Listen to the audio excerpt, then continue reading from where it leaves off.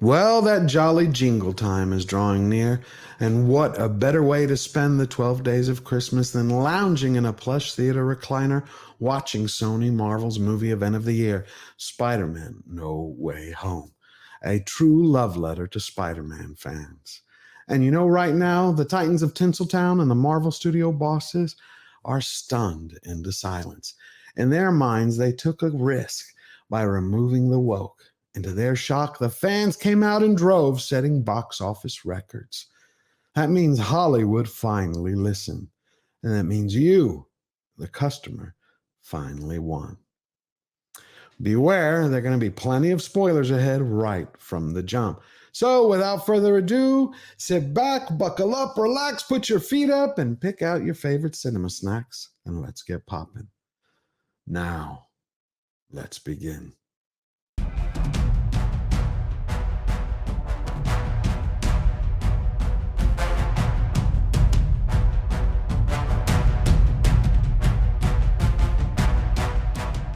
Welcome, Slayer Nation, to the front line of fun and freedom with another episode of George the Giant Slayer. Hello, my name is George Molo, and today I'm going to be reviewing the 27th film in the MCU, Spider-Man No Way Home. To me, it's one of the best films since Captain America, the Winter Soldier, and Avengers Infinity War. Actually, it takes a quantum leap, doing something so bold by taking 20 years of history and 3 Spider-Man films and combining them together in a way that they were never meant to do. It does it and bloody well sticks the landing. You know, I just came back from watching the movie, and driving home, I had that song from my childhood stuck in my head. You know, the animated Spider-Man cartoon with a Spider-Man does whatever a spider can. Spins a web. I mean, I'm sitting here and I'm driving. You could see people there looking around. I'm like, well, yeah, I'm smiling. I'm too excited about the film. All I could think of about was he catches thieves just like flies. Look out! There comes the Spider-Man. Okay. Enough of my singing. I don't want your children crying, cats hissing, or the dogs howling. It's just I have it going round and round, and I just love the film. So if you're new to the channel, subscribe, like, share, and leave your thoughts about the video in the comments down below. And don't forget to hit the notification bell so you can be forewarned about our newly released videos. And I also have a surprise for all of my subscribers. Today is the day I'm going to start my giveaway. If you pay attention towards the end of the video, you can find out the details about how to win a PlayStation 5 or a Nintendo Switch. I want to say thank you to all of my amazing supporters and inspiring subscribers. So now, let's talk about Spider-Man No Way Home. It marks the end of a trilogy. It's directed by John Watts, and it stars Tom Holland as the part-time Peter Parker and your favorite friendly neighborhood Spider-Man. Alongside him are Zendaya as his plucky romantic counterpart, MJ, and the mysterious Doctor Strange, played by the soapbox-ranting Benedict Cumberbatch. Rounding out the star-studded cast is a whole host of heroes and villains from the Spider-Man universe. This entire film is an exciting, exhilarating, inspiring, nostalgia-fueled flight that will take you to the moon and back and all the way through Spider-Man history. I promise you this will delight and surprise you. But before I got home, I kept thinking about one thing outside of the song that was driving me crazy. Was how many uninspired films and Disney Plus shows we've seen that have been force-fed to us over the last 12 months. I mean, Hollywood truly has created this inbred marriage between politics, a lazy imagination, no creativity, and the vagenda. And all for what? To please the blue-haired Mary Sues and the lost and bewildered two-animal-spirited woke? What did that accomplish? What did it achieve? It just had fans leaving in the millions. Customers were running away. Well, finally, someone read the financial tea leaves and made a great film. And you can see the results of that. Theaters are packed from matinee till midnight, and the reviews are stellar. It currently has a Rotten Tomatoes critic score of 94% and an almost perfect audience score, standing at 99. Did you ever think I would be singing the praises of a Marvel movie? No, neither did I. But No Way Home picks up right from the end of Far From Home, with the unmasking of Spider-Man by Jake Gyllenhaal's Mysterio in his last vicious act to frame Peter Parker as the true villain of the saga. When Parker's friends are impacted by the revelations, denied admissions into any college, Parker pleads with Doctor Strange to weave some runes and rewrite history, erasing everyone's memories about his dual identity as Peter Parker.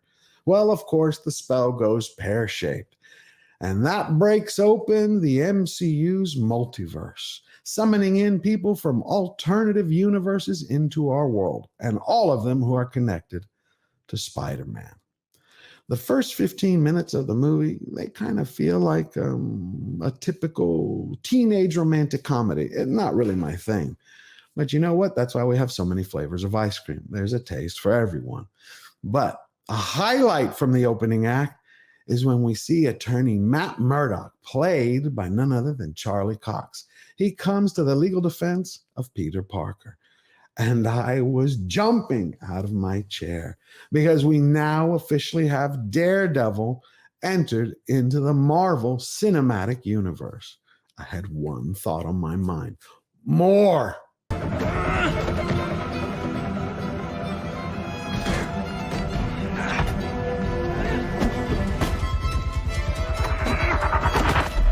The film finally settles down into the core heart of the movie as Doctor Strange's spell fails. He arms Peter Parker with a magical gauntlet that will teleport these visiting people from alternative universes into the dungeons below his Sanctum Sanctorum. He also gets assistance from his girlfriend, MJ, played by Zendaya. Zendaya, she's not my favorite actress, and I've shared that in my review of Dune last month. Typically, I see her as the weakest link in the Spider Clan, but this time was different. She actually imbued her character with life. There was a spark to MJ that I'd never seen before. Typically, she would pull off that CW series animated zombie performance. No, this time there were fireworks between MJ and Peter Parker. Bravo to her. The film moves at a good clip. It never wants for action. It never feels contrived or inorganic or inauthentic. It even doesn't linger long enough to annoy you on that typical clunky and corny MCU dialogue. Pretty soon, you have Spider-Man fighting villains he's never heard of who have a hard-on for his head. He gets entangled by Dr. Octopus, played by the exceptionally brilliant Alfred Molina, and he's soon bombarded by the ferocity of Green Goblin, played by the maestro himself, Willem Dafoe. You know, I'm something of a scientist myself. I understood that reference. He is pitch perfect, psychologically swinging from Norman Osborn to the Green Goblin. It's like watching an expert craftsman at work, and it was phenomenal. Well, we have the visiting villains. They soon start to rack up in numbers in the dungeon's magical cells beneath Bleecker Street. So Doctor Strange decides he's going to send them all back to their realities when Peter Parker realizes for a second that all of them had been plucked out of their homes at the moment of their deaths at the hands of an alternate Spider-Man. So he has an epiphany. He wants to rehabilitate all the marauding monsters and transform them back into the righteous men they once were, possibly altering their fates.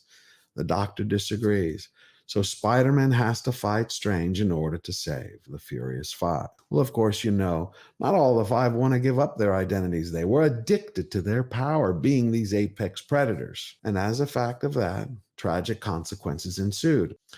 I think they took a page from Sam Raimi's original Spider-Man trilogy, where Peter Parker had to battle his own personal demons. He had to deal with the tragedy of a family loss, handle losing a friend, navigating a relationship with a woman he loved, handling his career, fighting crime, all while trying to live a normal life. We can already feel the consequences of Sony sharing the captain's chair. Their Spider-Man is a world apart from Kevin Feige's. This Spider-Man in No Way Home has heft. He has weight, an emotional weight that resonates with the audience. Pretty quickly, Holland and Maguire and Garfield all finally meet. They come together as the Arachnid brothers to save and fight the Furious Five. The final fight has it all. It changes pace so gracefully you feel like you're in a Formula One race. Or you go from an action thrill roller coaster ride, it transitions into this redemption tale and a healing story of closure. I mean, No Way Home is an exceptional movie all on its own, but it pulls a magic trick that I've never seen before. It retroactively makes the original Spidey films that much better. Unbelievable. I've never seen it done. So, with the five saved, Doctor Strange arrives with bad news, of course. And he says the seams of reality are coming apart. In a heartbreaking scene, Holland's Spider-Man has to make a sacrifice, which he elects to do so, having everyone in the world's memory erased. And they will never know that Peter Parker is Spider-Man. That means he's going to lose everyone he loves, all his friends, from MJ to Ned to Doctor Strange, and all his ties to the Avengers with his one choice. But that one choice brings him back to the bad on his luck character with no more aid from Stark technology and no more assistance from the Avengers. By the end of the film and the final beat, we get to see a boy mature into a man, and we finally have the pleasure of meeting the real Spider-Man. It was beautiful. I loved it. How would I sum up the tone of the film? I would say it's best expressed by my favorite scene when all the Spider-Men come together and they stand atop the Statue of Liberty, united as one. That's the way that I felt the audience was.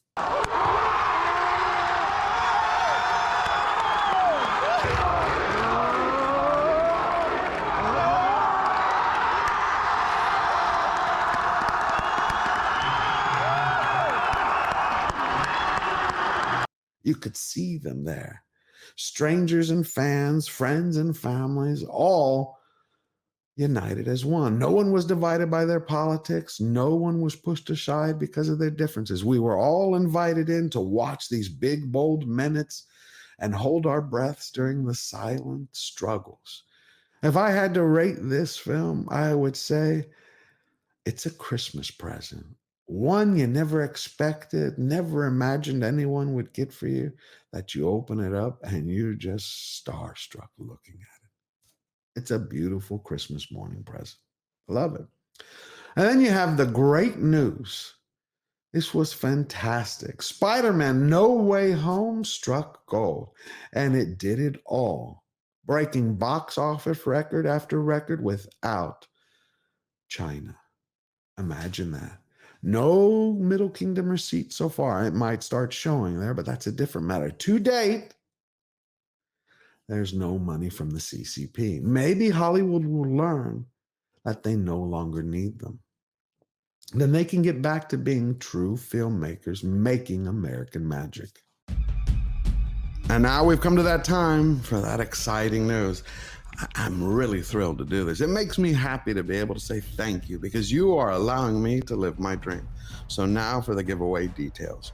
If you want a chance at winning either a PlayStation 5 or a Nintendo Switch, all you have to do is hit the subscribe button and leave a comment down below.